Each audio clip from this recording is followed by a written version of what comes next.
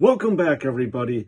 This is Spruce and Studs, and maybe wondering, has this channel predominantly become an action figure reviewing type of channel as of late? Well, I would have to agree, yes, it has. But, again, as I have told you before, the main focuses of this channel are going to be Lego and Warhammer and everything that orbits around it. So, as you probably have deduced, and as the title states, we have another JoyToy and Warhammer 40K collaboration action figure to review, and this time it is of the Terror Squad. Specifically, what I got over here, the Primaris Ultramarines Reivers. So look at these guys. They are pretty badass looking, and I'm pretty excited to tear into this box. The difference between this box versus the rest of the boxes are that there are actually only 3 figures in this box, which is a little bit less, specifically 1 less than a lot of the other figures that JoyToy has produced, such as the Infiltrators had 4 in their squad, the Incursors also had 4, the Blood Angels, Death Company Intercessors also had 4, so 4 seemed to be the standard release quantity for these sets. However, I guess JoyToy decided to mix it up and only release 3. But I'll have to say it comes with a lot more than, let's just say, the Infiltrators or the Incursors, because the Reivers actually come with their characteristic Reiver helmet as well as a non-helmeted head that you can switch out. So anyways, without further ado, let's jump into the unboxing and the review of these models. All right, everybody, it's time to unbox this bad boy and see what we have inside. So this thing is going to have 3 separate little mini boxes on the inside of this bigger box, and they should be individually wrapped as usual, but instead of the 4 that you typically see in a box, obviously there's only 3. Let's see what we have inside. Just like I said, these are 3 smaller boxes. Actually, they're very small compared to the other ones. And looks like we have Reivers Number 1, the Reivers Sergeant Number 2, and then another Grunt Reivers Number 3. So let's review the Grunt Reivers Number 3 first. So let's see what we have inside. Open this guy up, pop the box open,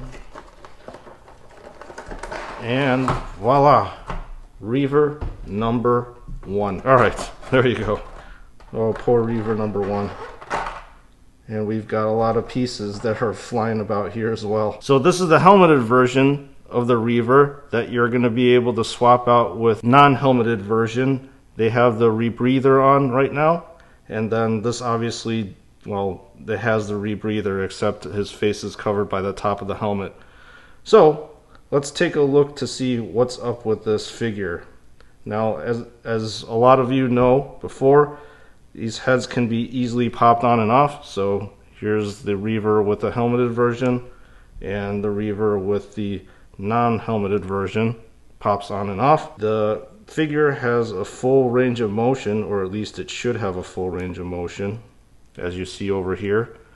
And all the JoyToy figures have this particular function that lends for extreme posability, which is really nice.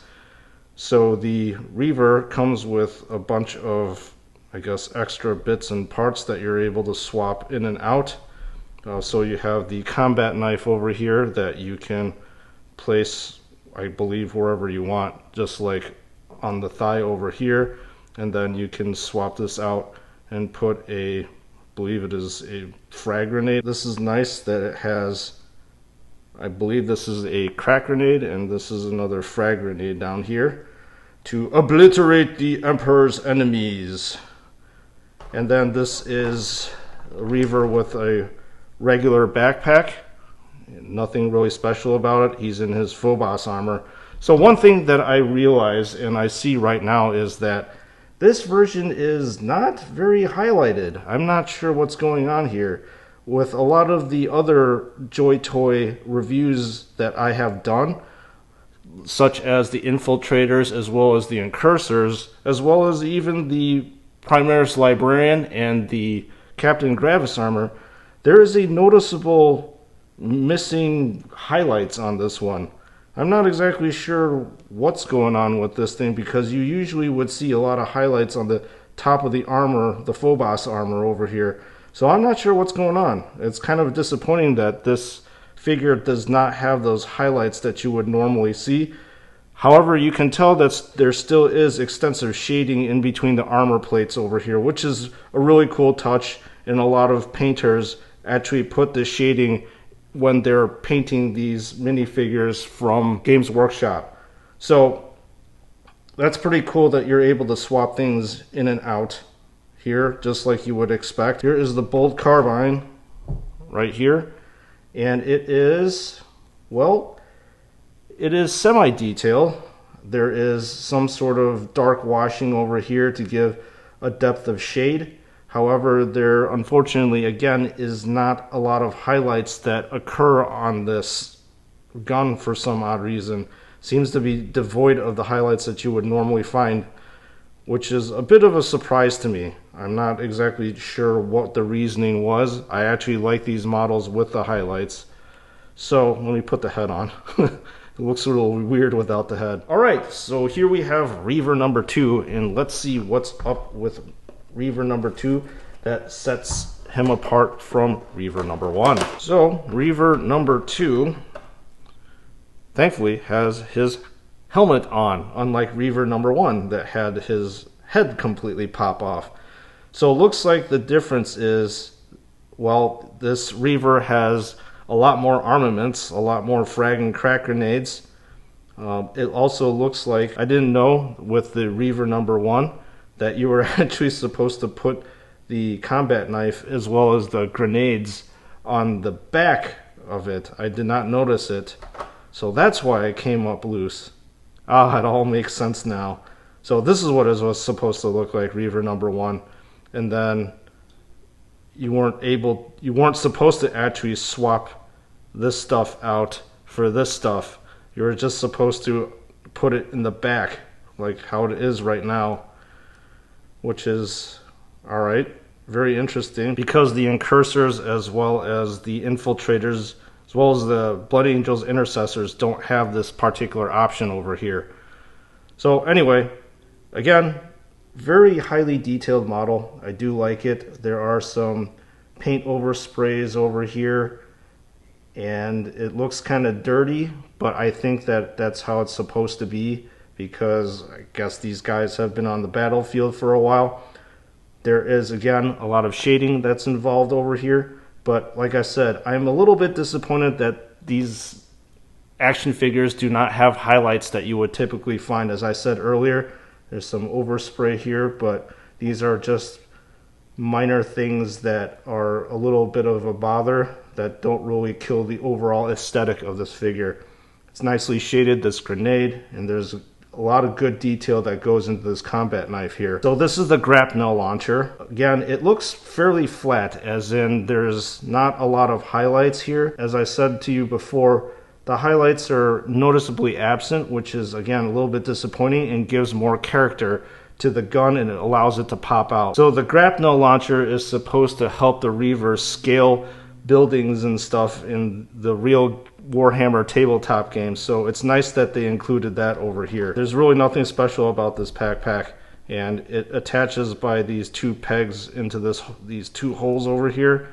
I'm not going to push it in right now, but this is a very good representation of a Primaris Reivers. Now, this is the bare head that goes along with this model. And with the bare head, let's do a little bit of a detailed look at him. So you could see the pupils. It's very, very highly detailed again.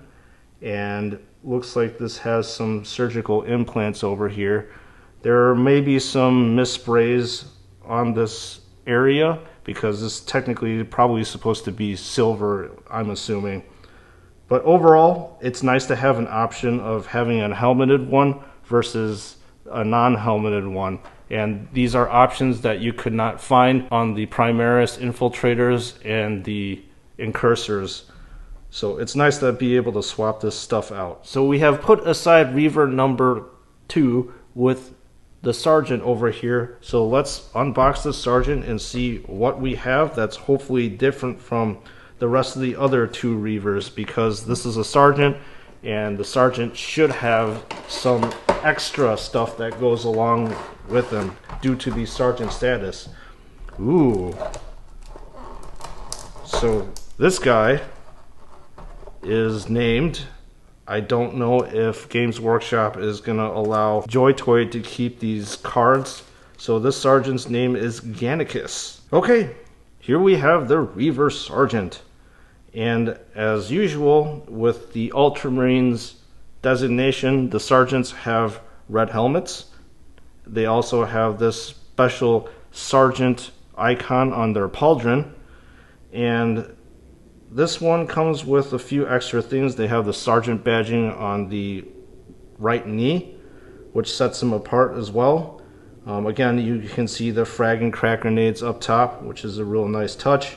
And it looks like the combat knife, as well as I'm guessing the frag grenade, thankfully did not pop off the belt this time. It also has these extra bags like you saw on the rest of the models. This one also comes with a purity seal on the right pauldron. Overall, pretty cool. Again, a lot of shading that's involved, but no highlighting, which I guess if they're looking for a Reiver type of concept. So these guys are supposed to be sneaky terror squads that would sneak up on people, so maybe highlights would be a bad option. And then you have the, I believe this is a special issue bolt pistol that only the Sergeant has. So the bolt pistol again is kind of devoid of a lot of highlights, which, as I said to you guys before, it's a little bit disappointing that they don't have a differentiation like that. But overall, it's a great representation of what a bolt pistol is supposed to be. Very cool. And then you have the Sergeant's bare head, and the Sergeant is very ticked off as he is yelling to intimidate the enemy. So the top of the head is a little bit dirty over here in the fact that the shading is a little bit off in my opinion. However, I believe with the painting, this is a completely machine painted item, so there's going to be some issues with oversprays as well as undersprays, as you see here. So you can see some detail with the eyes. Not bad. Again, as I said, it's always nice to have the option of swapping a helmeted version with a non-helmeted version. So I was actually going to say that I'm a little bit disappointed that these guys do not come with grab chutes. Grab chutes are supposed to have these little wings that deploy that in the game allow you to, I believe the old term is the deep strike, but I can't remember what the term, oh yeah, it's called death from above, I believe is the ruling in the new 8th or 9th edition of the game. So I'm a little bit disappointed because grab chutes are supposed to be something that defines the Reivers, that set them apart from the rest of the Phobos armored squad. And it's something exclusive to them that I'm not happy that JoyToy did not include.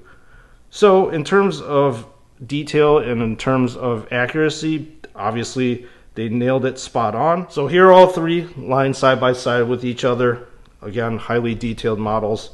Is it worth the, I believe these guys are about $33. Again, that's up to you whether it's worth it or not. I am a Warhammer fanboy, so I think it's actually worth the price.